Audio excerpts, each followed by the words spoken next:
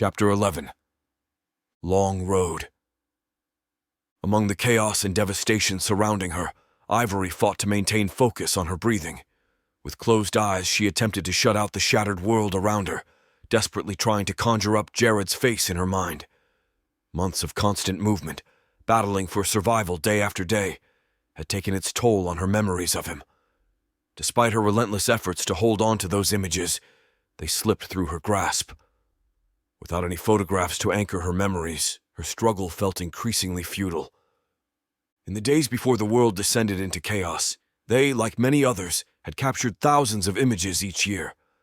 Sadly, almost all of them were in digital format, wiped out in an instant by the indiscriminate EMP. The precious few hard copy prints they had managed to preserve were cruelly snatched away by looters and consumed by fires not long after. Ivory delved into her understanding of the human psyche, desperately searching for a way to resurrect Jared's image from the depths of her memory. Yet, even as she fought to hold on to it, she couldn't ignore the grim reality that one day, the cherished image would be lost to her forever. Most memory recall techniques thrived in serene, quiet environments, luxuries that had vanished months ago. Whenever she attempted to close her eyes and summon Jared's image, the harsh reality of her current surroundings mercilessly intruded. Her senses were constantly attuned to potential threats, making it nearly impossible to immerse herself in the tranquility needed for recollection. Years of interviewing and talking with soldiers afflicted by post-traumatic stress disorder had given her insights, but now, in her own dire circumstances, she grasped the true mechanics of its formation. As she clenched her eyes shut even harder, her mind fixated on the jarring sounds of clanging steel and hushed voices permeating the air within their bus. Instead of conjuring the cherished images she sought, her thoughts were besieged by the very things she desperately wished to avoid. Nuzzled within the clamoring and confinement of the fortified bus, Ivory reluctantly abandoned her quest for tranquility. She shifted her focus to the view beyond the small gaps in the steel that once held windows. Rather than fruitlessly conjuring Jared's face, her thoughts turned to the remarkable instances when small towns managed to unite and maintain an uneasy peace by supporting each other's daily necessities. Unfortunately, in densely populated areas, such harmonious cooperation was a rarity. The grim reality of life after societal collapse weighed heavily on Ivory's mind. Streets strewn with lifeless bodies had become an all-too-familiar sight, a haunting reminder of the chaos that engulfed their world. Among those bodies, a common thread emerged, the power struggle that ensued in the vacuum of authority. Whether it was a local gang leader or a ruthless individual seeking dominance, the thirst for power seemed insatiable. As she gazed out through the makeshift openings in the steel-reinforced bus, Ivory's thoughts were drawn to the towns that managed to maintain some semblance of order. These small pockets of cooperation and support were a rarity in a world where survival often came at the expense of others. The contrast between these enclaves and the larger, lawless areas was stark. Surrounded by the bus's rattling and the ceaseless hum of conversations, Ivory's attempt to seek solace in her surroundings felt like trying to catch smoke with her bare hands. Nevertheless, she pontificated on current society and how the world around her seemed entangled in a web of harsh realities, a complex tapestry of uncertainties that refused to unravel. In this new era, the very concept of leadership had undergone a chilling metamorphosis. Gone were the days of elected officials and organized governance. The post-apocalyptic landscape had given birth to a different breed of leaders, driven by motives like power, dominance, and survival at any cost. The thirst for control manifested in brutal power struggles that unfolded on the gritty streets and dimly lit alleyways, leaving devastation in their wake. No longer were leaders chosen through democratic processes or based on merit. Instead, they rose from obscurity, seizing control through a potent blend of force, manipulation, and the specter of fear. In a world where resources were as scarce as trust, the very essence of leadership had warped into something unrecognizable. The once respected figure of a leader had been supplanted by individuals who ruled with an unyielding grip, exploiting the vulnerabilities of the desperate. The cycle of violence and the relentless pursuit of power wove through every facet of their existence, like a dark undercurrent, refusing to be ignored. As Ivory continued to peer through the gaps in the bus's battered windows, she found herself unable to escape the heavy burden of these grim truths. The world she had once known had crumbled, replaced by a distorted version where leadership had shed its noble aura, becoming instead a weapon of manipulation and oppression. It was a reality she couldn't evade, no matter how fervently she sought a glimmer of hope amid the chaos. Opening her eyes slowly, as she had done countless times before, Ivory was met with the same haunting question that lingered within her. Were they running to escape death, or were they racing headlong into its waiting grasp? Living in the chaos and devastation of the city where they had started, Ivory began to document the events around them. The grim reality of the mass graves, burning structures, and the rise of hostile factions had painted a bleak picture of remaining in the city, so their journey began. With her electronics rendered useless by the EMP attack, she faced the loss of valuable footage and information that could have shed light on critical events. Fortunately, Ivory found that not everything had succumbed to the destructive force of the EMP. Through persistent searching, they managed to salvage 2 laptops, 4 functional cameras, and a collection of operational memory cards.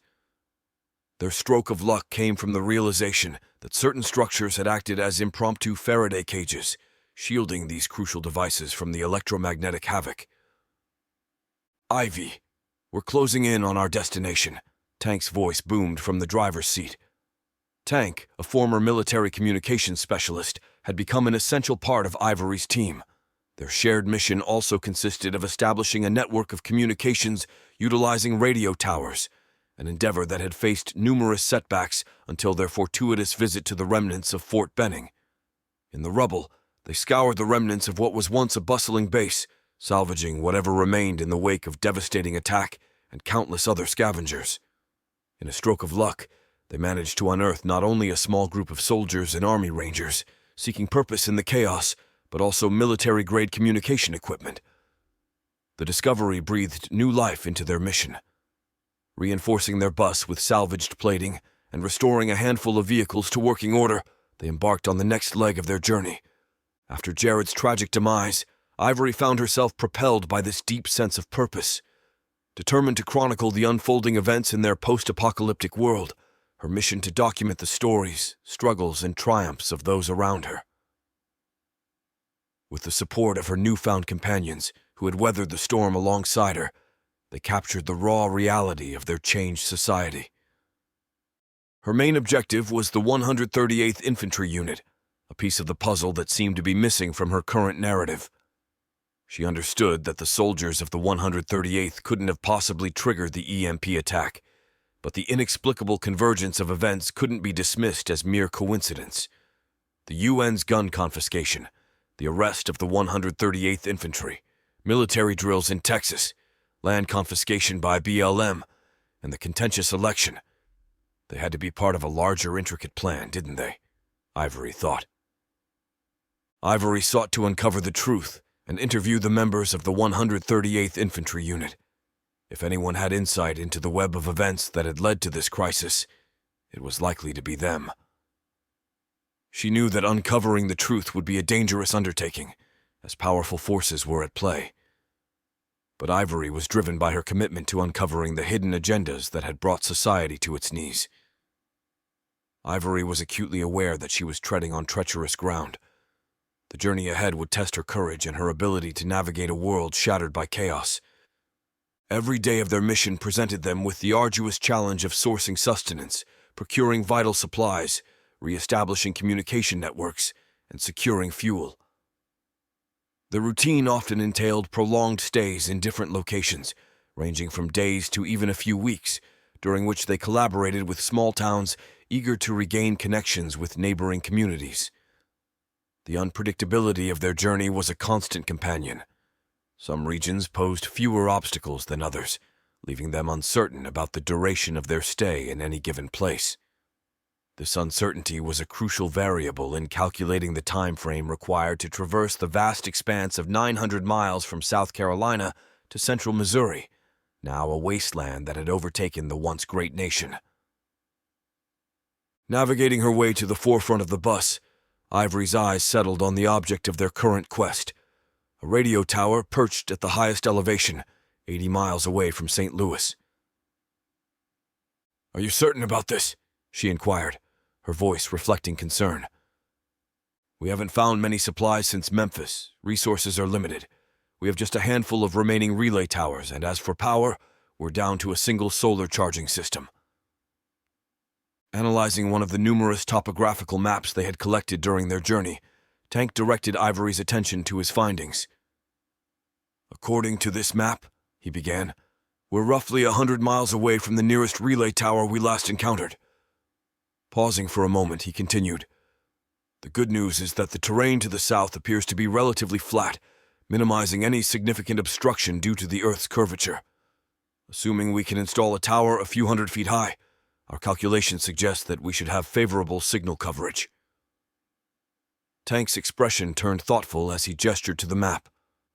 "However, there's a gap in our map collection between here and the suspected location of the UCM, the former 138th unit. Yet even if they've managed to set up just 1 or 2 towers and are monitoring other frequencies, along with the possibility of atmospheric bounce, that could be our gateway." He concluded with a shrug, his tone reflecting calculation. "All it will take. Okay, let's get it up. I'm going to prepare to broadcast. We're going to be ready by 3, or do we need to wait till 9 o'clock broadcast?" In order to save power, Ivory transmitted each day possible at 9s and 3s. This gave batteries adequate time to charge, and for hundreds of others on shortwave radios, specific time to tune in. 3 should be good. These guys have done this enough that climbing the tower will take longer than setting it all up. Speaking with confidence rooted in the training he had imparted to the group, Tank continued to explain their plan. Catching sight of the warm smile that spread across Ivory's face in response to his news, he couldn't help but feel a sense of pride and satisfaction. A towering and robust man, Tank typically exuded a rugged exterior, suddenly felt a rush of vulnerability akin to that of a young boy. The weight of her upcoming transmission settled in. Ivory reviewed notes she had prepared since her last communication. Jotting down new points she wanted to cover, she couldn't ignore the creeping anxiety that came with the ticking clock. In her previous role as a YouTuber, she had always found comfort in front of her cameras and computer screens, surrounded by a wealth of information at her fingertips. However, now, stripped of these familiar resources and relying solely on her own knowledge and insights, she couldn't help but feel the pressure of the situation amplifying her anxiety. Now the computer in front of her only provided information previously stored or that which she inputted. There was no longer scores of information at her fingertips while being nice and safe in her office. Information that others relied on her to provide because they enjoyed hearing it from her, rather than looking it up themselves. No, now what she provided was information that was desperately needed, and that may or may not save a life sometime in the future. But now, information gathered as she and her group pushed forward to join with UCM. Engrossed in her notes, Ivory was jolted back to reality when Tank tapped on the window of the bus that served as her makeshift broadcast studio. "All set," he announced.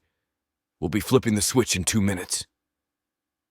Acknowledging Tank with a thumbs up, Ivory radiated a sense of readiness, even though she always felt like she could use more time. Just as she was putting the finishing touches on her final notes, she noticed the green light flicker on and heard the static buzz come to life in the headset beside her. Taking a series of deep, steadying breaths, she donned the headset and leaned into the microphone, mentally bracing herself for the broadcast ahead. All her anxiety vanished soon as she spoke her first word into the microphone. "Hello, my fellow patriots and survivors of medieval times, Part 2. We are back on the air, providing you with what you need to know as we discover it. First, who are we able to reach today? Anyone out there?" Within seconds, static from a mic queuing up sounded, followed by a voice. "Hello, Ivory. First-time caller, long-time listener. Love the show." The voice spoke, followed by laughter. "Great to hear. You know we work hard in providing quality broadcasting since, well, the world went to shit. Name and location, listener? Don't be too specific. Never know what unsavory creatures are listening in. After years of making videos, Ivory still imagined a camera focused on her as she spoke, thus providing entertainment to those watching and listening nearby. With the squelch of static, the voice replied, "I hear that, Ivory. This is Pirate Quest sounding out to you from near Elizabethtown, Kentucky." Ivory froze, staring off into small audience outside. After a few seconds, she strained to ask, "Pirate Quest, Pirate Quest, Pirate Quest." Coming to you beyond your magnetically fried screen, she battles unknown horrors to provide you with current events and life-saving tips. Here's Ivory. Pirate Quest responded, communicating his yes in the manner he had mastered over years of crafting show openings for her channel. After countless months having passed since her channel had been deleted and world falling apart, Ivory smiled at what she heard coming through her headphones so big it hurt as tears of joy escaped her eyes. Well, there you have it, our first genuine Pirate Quest show opener. Thanks, Pirate Quest. Ivory took a brief moment to compose herself, her joy palpable as she realized she had made contact with a former subscriber to her Ivory channel. Her companions watched, sharing in her happiness over this unexpected yet heartening connection. Now all fired up and ready, Ivory began. "Good afternoon to everyone tuning in," she began, her voice steady despite the underlying current of emotion. "This is Ivory Hecker, and we've got a lot to cover today. Time is of the essence, and information is our most valuable currency. So let's dive right in." She glanced at her notes, her gaze momentarily distant as she recalled the events of their journey. "We've seen some unimaginable things since we left the city. Our trip through Memphis was a harsh reminder of how critical our situation is.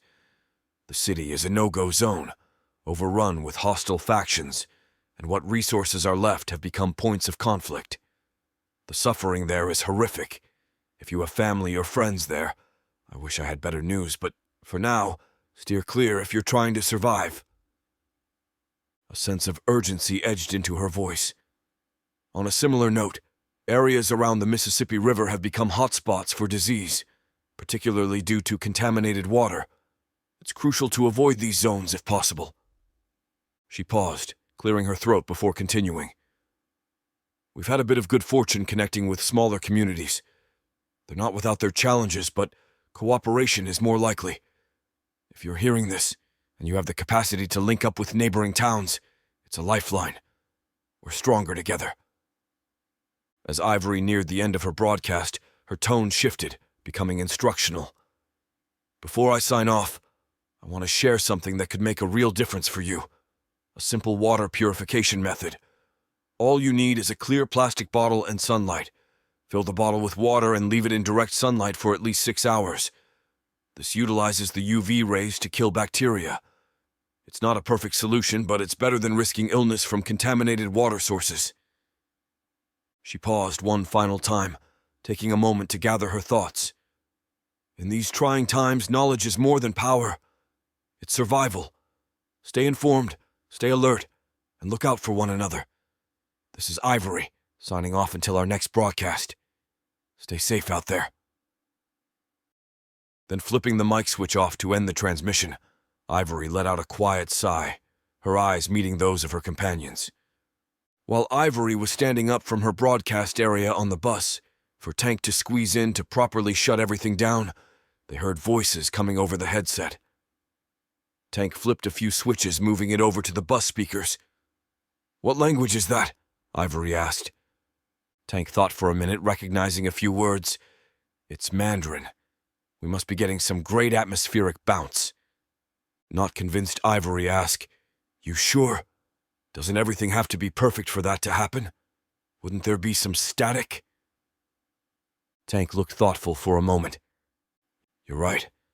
Ideal conditions are usually required for atmospheric bounce, and even then it's not guaranteed. But given that the signal is so clear, it might not be a matter of atmospheric conditions alone. There could be a powerful relay station closer than we thought, maybe even one capable of transmitting signals." Ivory raised an eyebrow. You think the UCM has set up advanced stations? Could it be them trying to communicate? Tank shrugged, his face displaying his speculation. It's possible, but unlikely. Our previous intel suggested they were still working on establishing basic communication networks. This is something else. One of the Army Rangers they had picked up from the remains of Fort Benning Staff Sergeant Kinnison, who had been eavesdropping while tinkering with some wires, chimed in. You know, if it's a strong enough signal and in Mandarin, there's a chance it could be coming from an international source. Could be a satellite relay at play. Ivory nodded, intrigued and equally concerned. Either way, we need to keep an eye, or ear, out for any signals, regardless of the language. Information is a resource, and we can't afford to overlook any of it. Tank agreed. Absolutely. We should continue to monitor multiple frequencies and languages as much as possible. If someone out there is broadcasting something that we're picking up, it means they've got a working system. And we need to find out who they are and what they're saying. It could be crucial. Just as he finished speaking, the broadcast in Mandarin faded away, replaced by static. All three looked at each other, aware that the world they were navigating was far more complex and uncertain than any map could show. And for Ivory, the next broadcast felt even more pressing. Sharing verifiable information had never been more crucial. She just had one more thing to say. If it doesn't cost us much energy, 3 things. First, the UCM may be broadcasting at different times.